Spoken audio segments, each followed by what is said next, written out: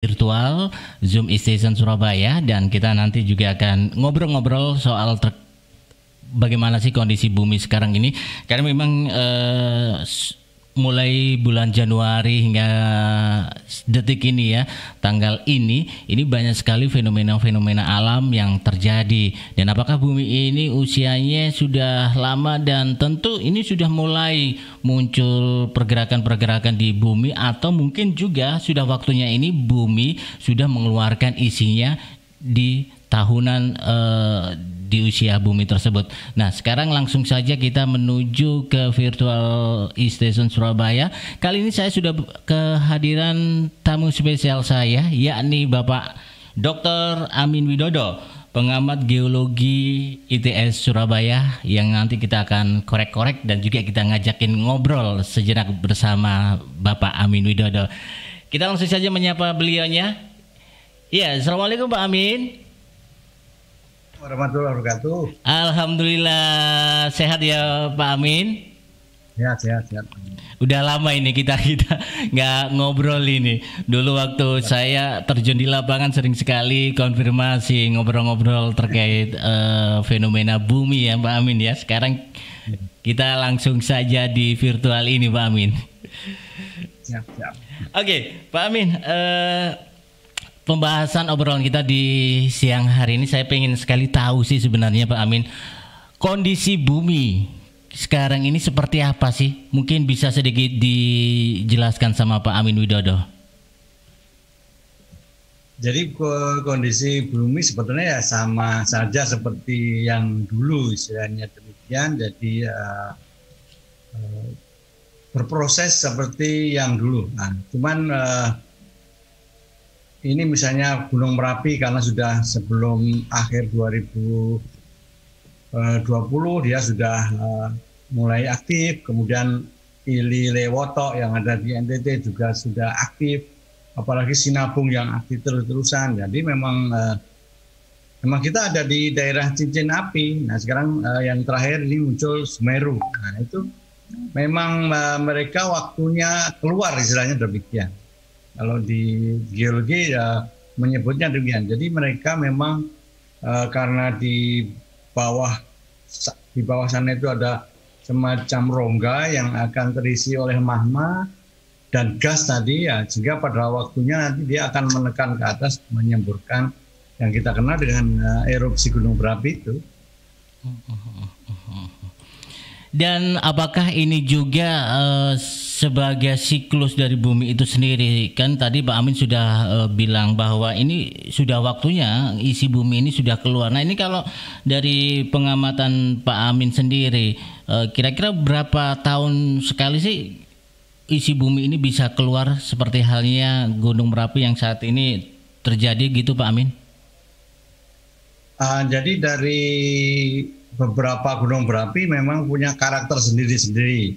Jadi misalnya di Gunung Merapi mungkin hanya 5-10 tahun seperti itu. Gunung Semeru lebih lama lagi.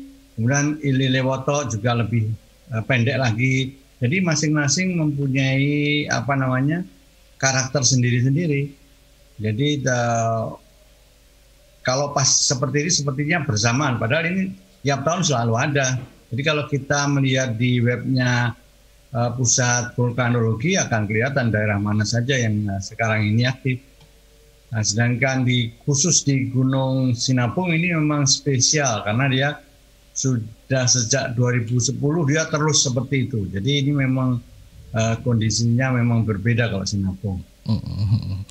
Jadi bukan seperti halnya siklus tahunan gitu ya, bukan seperti itu ya Pak Amin ya? Bukan, ya, dia juga punya ukuran lah. Ada yang 5 tahunan, 10 tahunan, ada yang 50 tahunan, bisa seperti itu. Jadi sebenarnya juga siklus juga, cuman lebih panjang, tidak seperti hujan. Dan kalau seperti fenomena seperti ini, apa sih yang dikeluarkan dari perut bumi ini Pak Amin? Nah, ini yang juga harus diketahui oleh banyak orang bahwa sebetulnya gunung berapi itu ya bagian dari dinamika alam itu sendiri, maka dia mengeluarkan tadi itu tujuannya memang untuk supaya alam ini stabil lagi seperti itu, semacam itu. Jadi misalnya dia mengeluarkan abu gunung berapi, itu berarti dia sedang menyebarkan tanah untuk di daerah sekitarnya, karena tanah di daerah sekitarnya kan sudah ditanami, sudah istilahnya sudah mulai kehilangan mineral. Nah, ini ditambahi mineral dari gunung berapi tadi. Gunung berapi juga mengeluarkan gas, ada gas CO2, ada gas sulfur dan lain sebagainya. Itu adalah untuk mengisi atmosfer ini yang kurang seperti itu. Jadi itu untuk penyeimbang ya, begitu ya, boleh dikatakan? Ya, penyeimbang. Dia didatangkan untuk penyeimbang. Jadi kalau nggak ada gunung berapi, kita nggak ada. Nah, kalau fenomena getaran bumi seperti halnya gempa bumi itu gimana itu, Pak Amin? Ya, sama saja, karena kita tadi di daerah kawasan Ring of Fire, bagian dari cincin api yang ada di Pasifik tadi, dan kita bagian dari situ. Gunung berapinya juga paling banyak, kita ada 129 yang aktif seperti itu.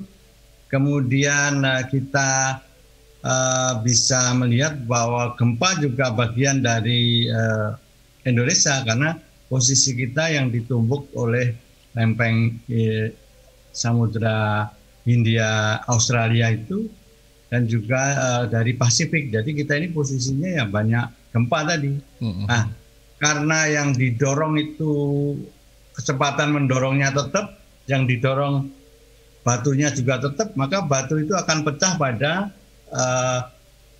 waktu tertentu juga. Jadi bisa 5 tahun, 10 tahun, 100 tahun, bisa seperti itu. Berarti fenomenanya seperti halnya Gunung Merapi ya, begitu ya Pak Amin ya? Sama. Ya. Dan kalau melihat dari peristiwa seperti kayak gini ini, yang harus dilakukan oleh masyarakat itu seperti apa Pak Amin? Ya, kita misalnya dari perguruan tinggi dan dengan media ini ya memang harus kita memperbaiki literasi tadi. Jadi kalau kita itu ada di daerah kawasan gempa tadi, misalnya gempa, dan kita harus tahu gempa terbesar yang ada di situ berapa, misalnya 6. Nah, berarti rumah kita dan diri kita sendiri dan keluarga dan masyarakat itu harus disiapkan menghadapi gempa 6 tadi. Sehingga pada waktu gempa 6 itu terjadi, yang tahun berikutnya, mungkin periode berikutnya, rumah kita nggak apa-apa dan kita bisa selamat, dan selamat semuanya. Dan kita tidak panik dan lain sebagainya. Karena kita sudah menyiapkan diri, oh ini gempa, oh ini 6, oh ini 7, nah, seperti itu. Nah, kalau di Jawa Timur ini, saya ingin tahu juga sih Pak Amin, kawasan-kawasan mana saja sih sebenarnya yang bisa menumbuhkan gempa bumi gitu, Pak Amin? Kalau kita kan jelas, tadi ada megatrust yang di selatan, tumbukan lempeng antara Eurasia, benua Asia dengan Samudra Hindia. Nah, itu tumbukan di sebelah sana itu menghasilkan gempa-gempa yang sangat besar. Namanya gempa megatrust. Mega itu besar, trust itu pergeseran vertikal. Nah, itu bisa menghasilkan gempa yang bisa sampai 8 dan lain sebagainya tadi. Nah, tapi di samping itu di tengah pulau Jawa, Jawa Timur, itu ada sesar aktif namanya. Jadi seperti yang terjadi di Palu juga ya, Sulawesi Barat kemarin itu juga karena sesar aktif. Jadi sesar aktif tadi bergeser sehingga terjadi pecah, tanahnya pecah, lapisan batuannya pecah dan menimbulkan gempa seperti yang terjadi di Mamuju itu. Nah, kalau di Jawa Timur itu ada banyak sebetulnya, ada banyak. Dan Pak Amin, kalau tadi Gunung Merapi sudah kita bahas ya dan kita obrolin, kemudian gempa bumi juga sama. Nah, sekarang ini fenomena banjir seperti kayak gini, ini kan biasanya nih, kalau saya dengar-dengar memang kalau yang namanya itu banjir berarti ada pemotongan hutan yang ada di atas yang sebagai penopang agar tidak terjadi tanah longsor, banjir dan sebagainya. Ini seperti apa ini kalau dari pengamatan Pak Amin sendiri? Jadi beberapa tahun ini memang ada perubahan penggunaan lahan di bagian gunung sana, bagian atas gunung sana. Jadi awalnya dia itu adalah suatu hutan yang hutan asli, lebat dan lain sebagainya. Sehingga pada waktu belum dibabati, maka air hujan itu dalam semusim 80% bisa masuk meresap ke dalam tanah. Dan nanti keluar sebagai mata air di sekeliling gunung tadi dan mengisi sungai seperti itu. Itu dulu. Nah, sekarang karena ada manusia tambah banyak, kemudian kebutuhannya juga tambah banyak, terus kemudian keinginannya juga jadi banyak. Jadi akhirnya itu daerah-daerah yang gunung tadi mulai dibabati, dan itu sudah terjadi sejak tahun mungkin ya sekitar 90-an sudah mulai. Jadi sudah mulai dialih fungsikan tadi. Sampai nah sekarang itu kita tinggal menikmati karena sudah nggak ada hutan, berarti kan tadi mesti 80% meresap, itu sekarang 80% itu mengalir sebagai air banjir tadi. Jadi mungkin menggambarkannya ya mudah. Jadi kalau misalnya ini rambutku misalnya digeruduk air, kan airnya mengalir semua. Tapi kalau rambutku digeruduk kan masih ada yang nempel. Nah, semacam gitu. Oke. Pak Amin, saya juga ingin tahu sebenarnya dari pergerakan bumi, kembali lagi tadi bahwa ini selalu terjadi ya Pak Amin ya, dan setiap tahunnya mungkin bisa terjadi dengan di daerah-daerah yang lain gitu ya Pak Amin. Nah, bagaimana ini Pak Amin untuk penelitiannya Pak Amin sendiri ke depannya sendiri? Apakah ada peristiwa-peristiwa yang sangat menonjol sekali atau seperti apa Pak Amin? Mungkin begini, jadi saya perbaiki pertanyaan. Jadi karena tadi sebetulnya kan ada penelitian banyak dari Kementerian PU juga sudah meneliti, dan itu sudah disebarkan di seluruh kabupaten. Nah, mestinya setiap kabupaten tadi melihat hasil penelitiannya PU tadi dan berusaha untuk menelitinya. Jika ini misalnya ada patahan, ada sesar di mana Probolinggo.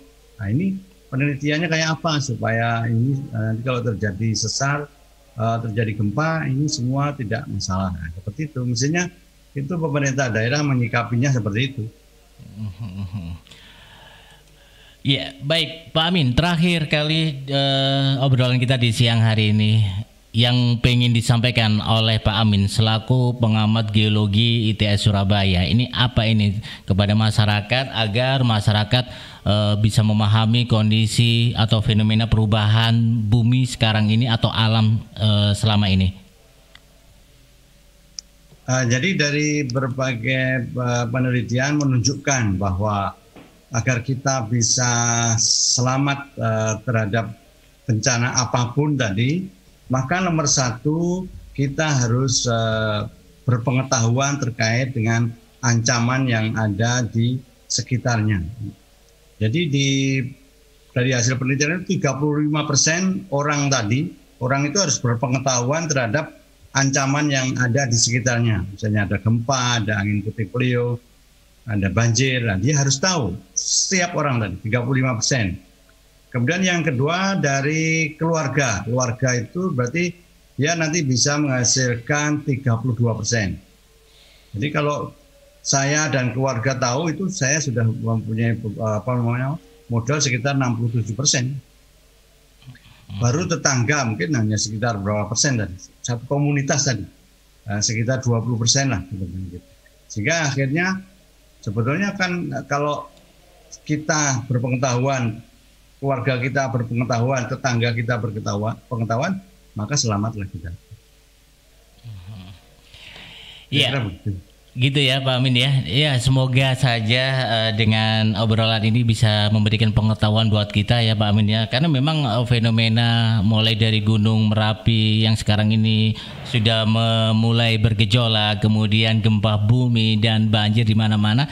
Apalagi khususnya di Jawa Timur ini sudah terjadi ya Pak Amin ya, dan ini bisa menjadikan patokan buat masyarakat agar masyarakat bisa mengantisipasinya. Begitu ya Pak Amin ya? Ya, betul. Oke. Baik, kalau gitu terima kasih Pak Amin waktunya sudah bersama kami di E-Station Surabaya. Semoga kita tetap terus sehat ya Pak Amin, apalagi di masa-masa pandemi seperti ini Pak Amin ya. Salam sehat ya. Oke, salam sehat kembali Pak Amin. Baik Pak Amin, matur nuwun waktunya. Terima kasih, sukses dan sehat selalu. Wassalamualaikum Pak Amin. Waalaikumsalam warahmatullahi wabarakatuh. Ya, Illovers, itu tadi obrolan saya bersama dengan Bapak Dr. Amin Widodo selaku pengamat geologi Institut Teknologi 10 November Surabaya sudah bersama saya, dan semoga saja obrolan kita kali ini bisa memberikan wawasan yang baru terkait dengan fenomena bumi yang saat ini terjadi, dan tentunya kita harus tetap jaga diri kita sendiri agar kita juga terhindar dari musibah dan sebagainya. Tetap saja di Station Surabaya, saya Yohansa Samudra masih menemani Anda.